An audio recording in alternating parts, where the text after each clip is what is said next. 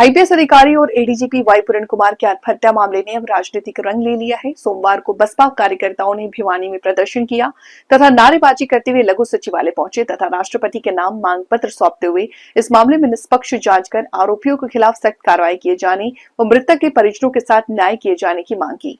प्रदर्शनकारियों कार्यकर्ता हाथ में तख्तियां लिए सड़कों पर उतरे और इस दुखद घटना को प्रशासनिक तंत्र से व्याप्त जातिगत भेदभाव और उत्पीड़न का परिणाम बताया। प्रदर्शन के दौरान बसपा प्रदेश सचिव जोगेंद्र कायला ने कहा कि एक ईमानदार, कर्तव्यनिष्ठ और अनुशासित अधिकारी को केवल इसलिए मानसिक प्रताड़ना झेलना पड़ा क्योंकि वो अनुसूचित जाति वर्ग से था। उन्होंने आरोप लगाया कि भाजपा सरकार के संरक्षण में जातिवादी मानसिकता प्रशासन के उच्च स्तर तक घर तक जा चुकी है। उच्च अधिकारियों और राजनीतिक शक्तियों द्वारा बनाए गए अत्यधिक दबाव और अन्यायपूर्ण व्यवहार ने एडीजीपी को आत्महत्या जैसे कदम उठाने के लिए मजबूर किया। उन्होंने कहा कि ये केवल एक अधिकारी की व्यक्तिगत त्रासदी नहीं बल्कि पूरे प्रशासनिक ढांचे के भीतर फैली जातिगत भेदभाव और असमानता का आईना है। कायला ने कहा कि जब एक उच्च पद पर बैठे अधिकारी के साथ ऐसी स्थिति हो सकती है तो आम कर्मचारी और जनता का क्या हाल होगा, इसकी कल्पना की जा सकती है। मैं जोगेंद्र कायला बहुजन समाज पार्टी से प्रदेश का सचिव हूँ। आज विशेष रूप से परम आदरणीय बहन कुमारी मायावती जी, राष्ट्रीय अध्यक्षा बहुजन समाज पार्टी के आदेशानुसार आज पूरे देश में हरियाणा के अंदर जो विशेष रूप से एक बहुत बड़े अधिकारी एडीजीपी रहे हमारे वाई पूर्ण कुमार जी की निर्मम जो हत्या हुई है, क्योंकि हम इसको हत्या ही कहेंगे, क्योंकि इतनी बड़ी साजिश रची गई जिसके कारण उनको आत्महत्या करनी पड़ी।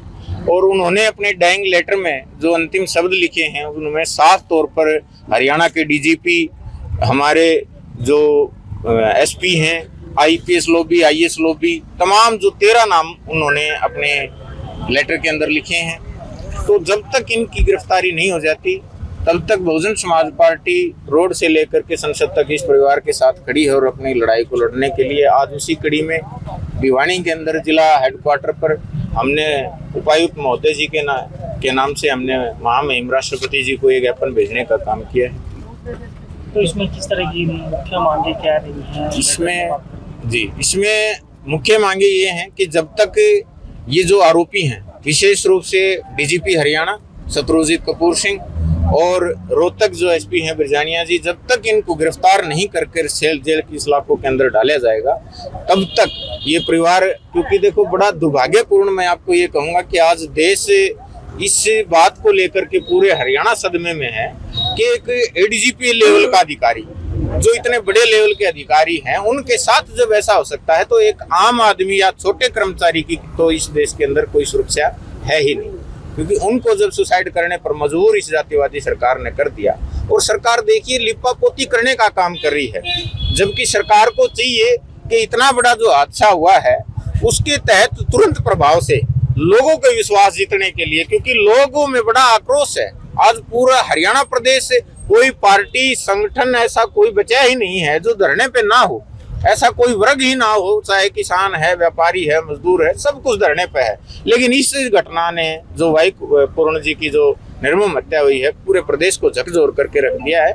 और बीजेपी सिर्फ राजनीति कर रही है, चिकनी चुपड़ी बातें कर रही है, जबकि उनको तुरंत प्रभाव से गिरफ्तार करके इनको पदों से निरस्त हटा करके इनको गिरफ्तार करना चाहिए। उनके खिलाफ बीएनएस की धारा 112 के तहत मुकदमा दर्ज करवाने की बहुजन समाज पार्टी की विशेष मांग है। कल कुछ खापों ने यहाँ प्रदर्शन किया था जी, और वो पूरी खापे इकट्ठी होंगी, क्योंकि उन्होंने कहा कि जो नरेंद्र बिजरानिया है वो एक एसपी है, ऊपर से आदेश आए तो उन्हीं को क्यों बर्खास्त किया गया है, उन्हीं की क्यों गिरफ्तारी की जा रही है? जी, इसके ऊपर हम इतना ही कहना चाहेंगे, नरेंद्र बिरजानिया जी जो एसपी हैं रोहतक से और डीजीपी जो हरियाणा, हमारी तो बहुजन समाज पार्टी की तो मांग ये है कि जो 14 नाम है, 13 नाम है, सिर्फ एक से काम चलने वाला नहीं है। सबसे पहले तो डीजीपी को हटाओ, फिर जो चुनाव हमारा जो है मुख्य जो सरकार के जो लोग इसमें शामिल हैं उन लोगों को हटाओ। सचिव इसमें शामिल हैं, उनको क्यों नहीं बर्खास्त किया जा रहा? अभी तक उनको क्यों नहीं गिरफ्तार किया जा रहा? ये तो एक मोहरा बनाने की बात है कि इसको गिरफ्तार कर लिया, क्यों? वो तो होना ही चाहिए, अच्छी बात है।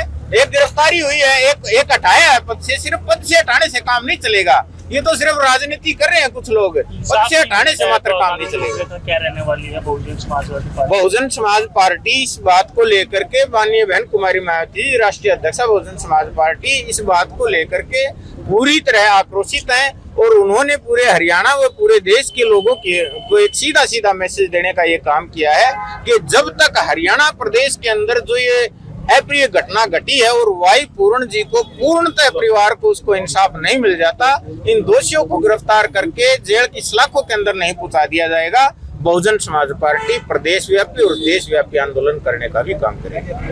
बात करें देशव्यापी हड़ताल का भी, अटकलें लगाई जा रही हैं, देश को लेकर के भी किस तरह से आप देख रहे हैं? ये देखिए देशव्यापी जो हड़ताल है और क्योंकि ये सुनिश्चित भी आप भी देख रहे हैं, मीडिया के लोग आप आए हैं, हम आपके आभारी हैं कि आप लोगों ने हमारी बात को लोगों तक पहुंचाने का कार्य किया।